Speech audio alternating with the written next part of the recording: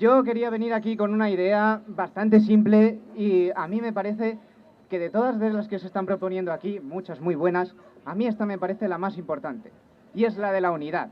Aquí no hay gente de izquierdas o hay gente de derechas. Aquí lo que hay son ciudadanos indignados.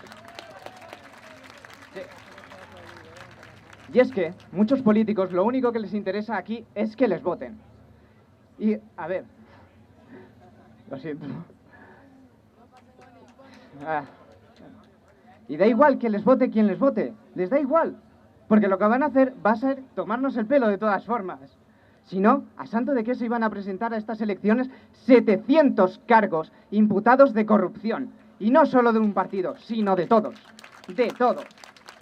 Y es por eso que lo que quiero hacer aquí, por favor, ahora sí que por favor os lo pido, hay que centrarse en cosas que son buenas, buenas y necesarias para todos. No solo para la gente de Valencia, no hablo solo de la gente de Valencia, hablo de la gente de Valencia, de Galicia, Madrid, Extremadura, hablo de homosexuales, de inmigrantes, de militares, de abogados, de agricultores, de todos, hablo de todos. Lo que quiero pedir aquí es que, votes a quien votes, esto es bueno, porque así no les vamos a permitir hacer con nuestro dinero lo que a ellos les dé la gana. Eso es lo que importa aquí.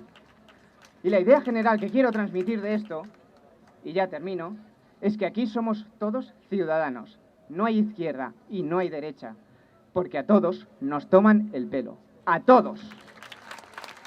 Gracias.